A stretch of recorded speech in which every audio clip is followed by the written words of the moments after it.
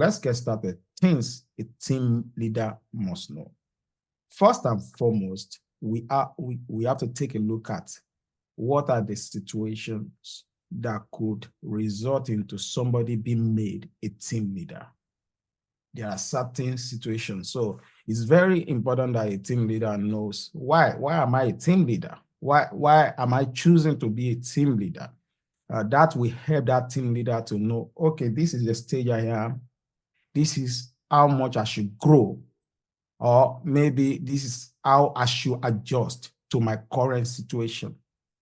Or should I continue with what I already know and continue to build? The aim is to get better. The aim is to improve yourself on a daily basis. You don't have to know it all as a team leader from the beginning, but you cannot stay at the level of your current knowledge as a team leader. You have to strive to get better on a daily basis.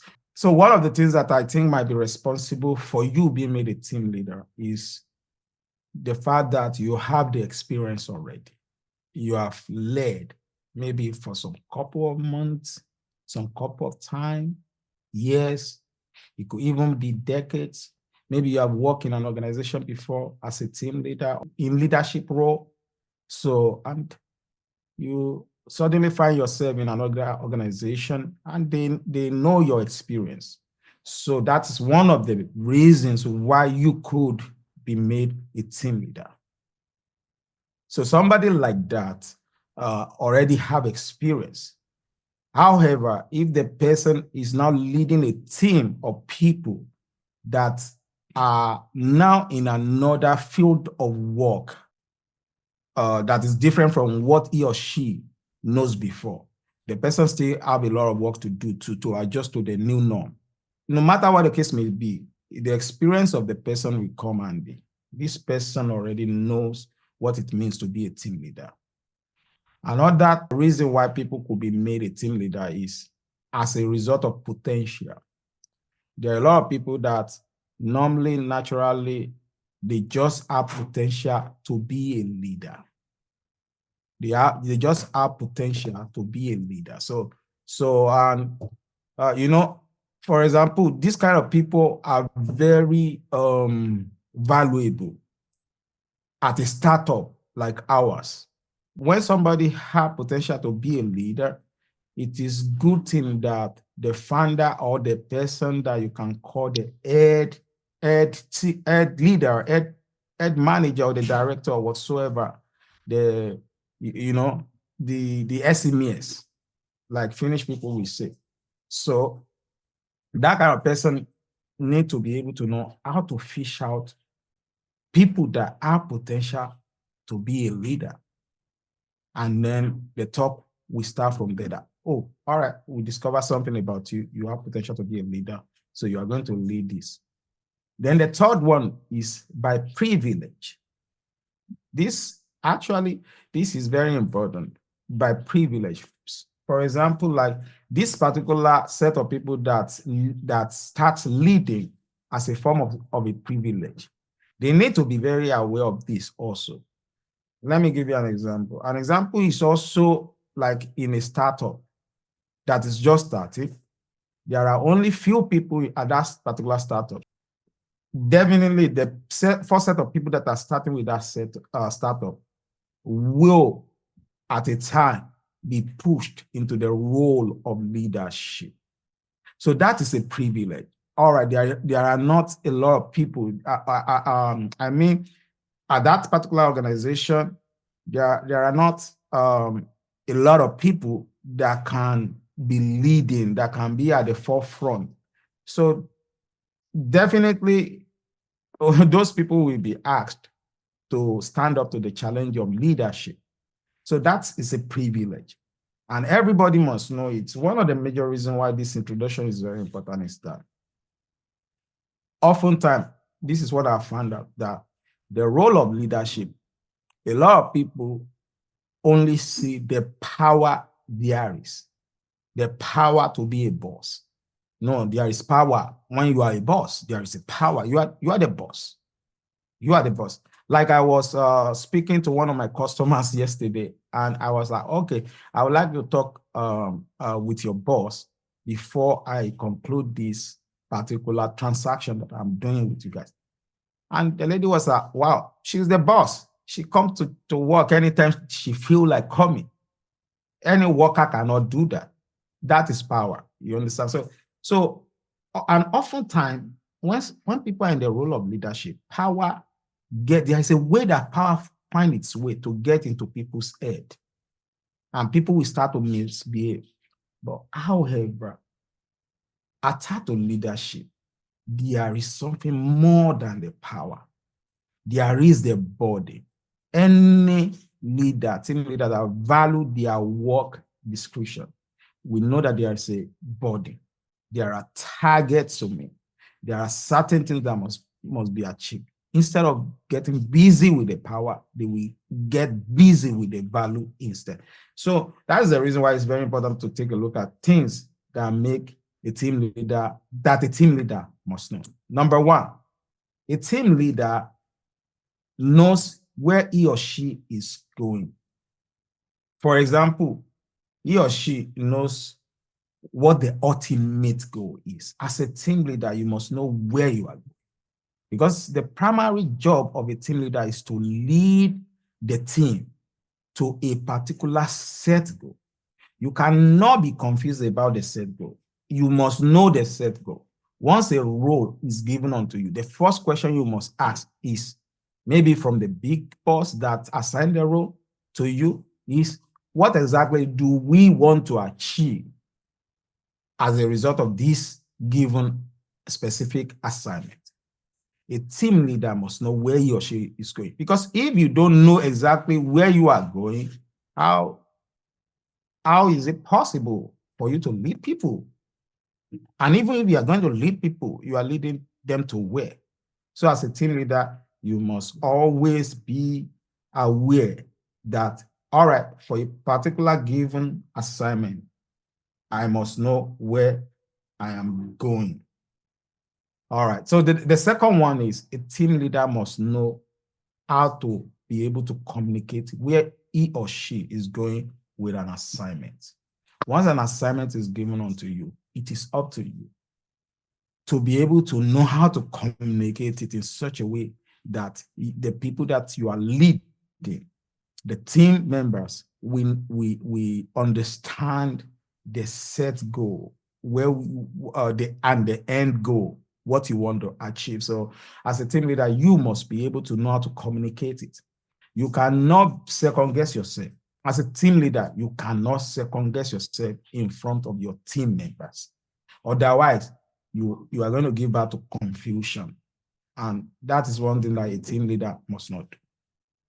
The third one, a team leader must be honest to enable trust of the team. You have to be honest to enable trust of the team. And, one of the things I'm doing here is to encourage you guys, to inspire you guys. And as somebody that is the head lead at this moment, I am very sure that transparency is one of the principles I use. And that is why all of you are here, actually, because I'm so transparent. And as a team leader too, you are expected to be transparent. You have to be honest with your team, especially if, for example, if there is a particular project that is ongoing at the moment and somehow, somewhere, something got mixed up. But instead of letting the veto power, the ego, the power that is attached to leadership to be the one to speak, to be the lion to roar at that particular moment, you have to know how to calm down and come out with your team. All right, guys, this is what is happening. This is what is happening. What is the way out of this? Once your team, because see, honesty breed trust. When a leader is honest, the team will trust the leader.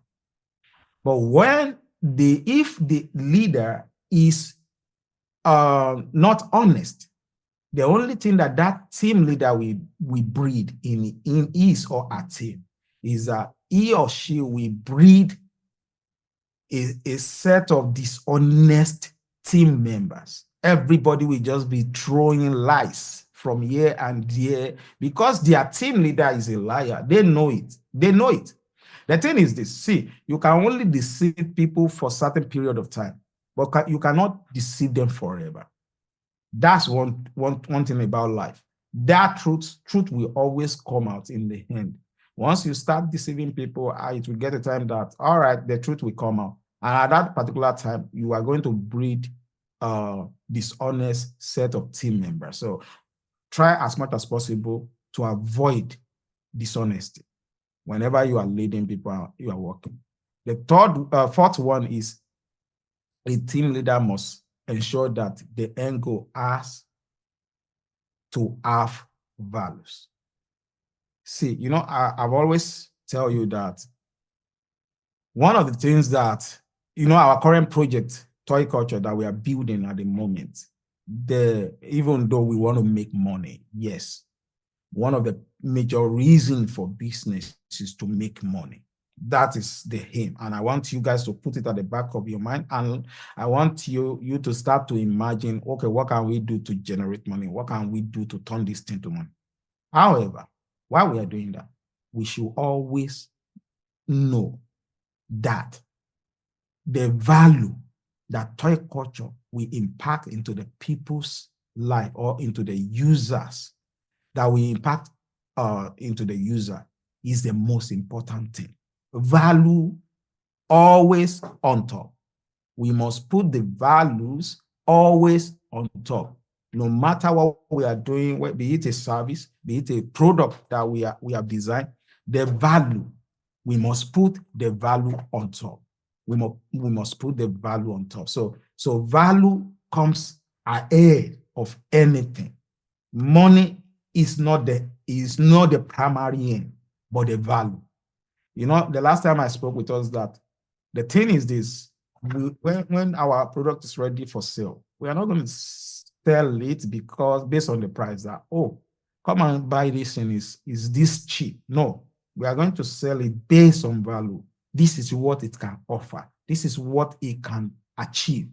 This is the kind of change that will happen as a result of the usage of this particular product or service. So let's move on. A team leader is always learning. Is always learning.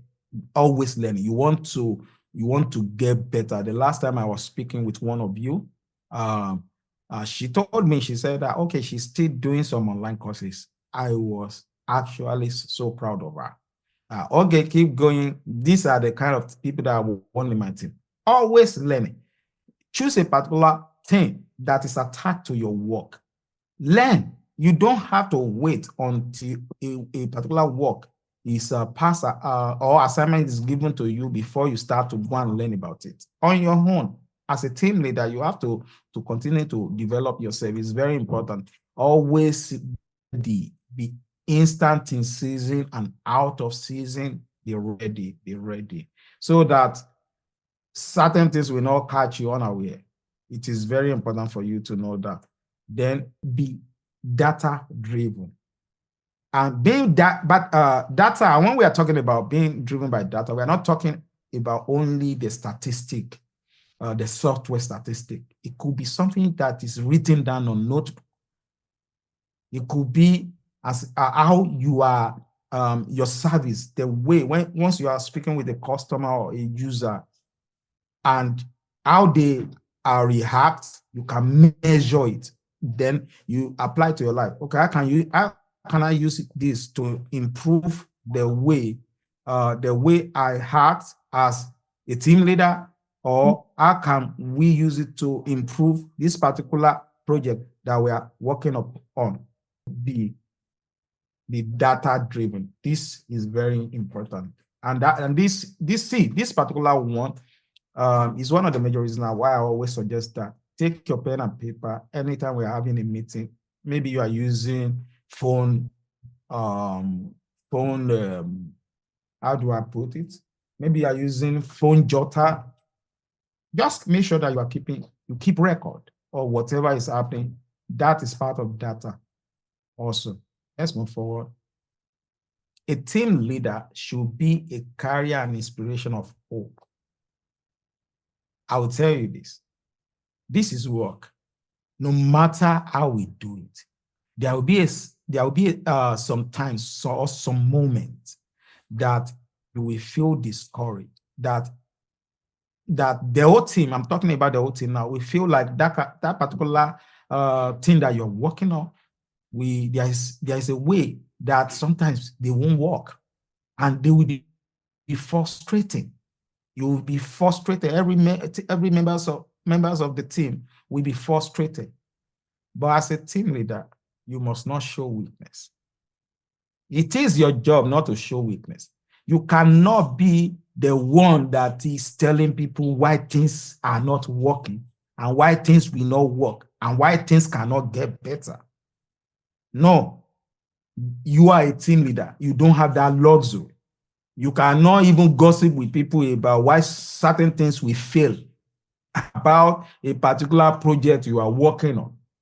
A team leader cannot show weakness. No matter how bad things get, your team members must see you as a superman or superwoman. That's the job of a team leader. That is the load. That is the burden of a team leader. You can't show weakness. And not only that, you cannot show weakness. You also have to find a way, no matter how discouraged you are, you must always find a way to inspire your team members to sit up. That, all right, we have hit the rock at this particular stage. All right, things are not working as we are projected. All right, things look like, okay, there is no hope yet. No, but actually there is a way out. There is a way out. Then you have to be able to inspire your team that, oh, there is hope. There is hope. We can still make it. Then you will come up with ideas or ways by which you can get yourself out of that water loop. All right, let's move on. Second to the last, a team leader must have their own coaches or mentors. You are a team leader. Yes, it's true. You are leading some set of people. Yes, it's true. But even you yourself, you must have a mentor, someone you look up to, someone you answer to, or someone that you can take shelter under their wing. When things, let me tell you this. The journey or the life of a leader is a lonely path. It's very lonely as a leader. When you are on top, when you are leading, it's a lonely path you have chosen to take. And in the time of loneliness, we all need somebody to encourage us, to be there with us. That is why you must seek out mentors, leaders, someone that can encourage you. In your own case, you already have somebody that is already occupying that role, which is me. However, beyond our organization, I will also still want to inspire you that you can take a look at each one of you. You have your professions, and that's why you are here. Each one of you, you have your expertise. You know that particular, some of you in the area of IT, some of you in the area of business. You just have to, beyond our organization, you can choose somebody that you can see as a role model in that particular field that you have chosen. Then the person will be somebody that you can learn from. It's very important for you to have a mentor or someone that you answer to. So then the last, this is where we're going to stop for now. A team leader must know how to have meaningful fun. There is this common saying that all work and no play makes Jack a dull boy. It's an old proverb that means without time off from work, a person becomes both bored and boring. That is according to Wikipedia. See, as a leader, it cannot be work all day long, all time long, all year long. It can't be. Although, to be honest with you, say, for example, like we are just starting right now. This is the time to work. We don't have luxury of fun at the moment because we are just getting started. But as time goes on, we cannot make it all about work. There must be a time out. Maybe we will have a team picnic. Maybe we will have a team cruise. We travel outside of Finland, then we come back. We travel outside of Europe, then we come back. Or we just decide to do a fun organization. Maybe we go and play lawn tennis, basketball, table tennis. Just maybe we go and eat out. It cannot be work all year long. It cannot be. A team leader must also know, you need to go, if you're not funny, you need to go and learn some funny joke. If you notice, sometimes I just make you guys laugh. I'll just tell some jokes. So you guys will just laugh about it. Sometimes I will teach some of you. You get a point. So that's just a team leader, you must be fluid. Like water, you must be liquid. You cannot be rigid. You cannot be hard. You cannot be like rock. And like you carry on in your head, nobody, you are too serious. So once you become too serious to your team members, they are not going, you are not going to see that soft part of them. In fact, when everything is so stiff, there is a possibility that mistake will be made continuously. It's very important for a team leader to know how to have fun, but those fun has to be meaningful.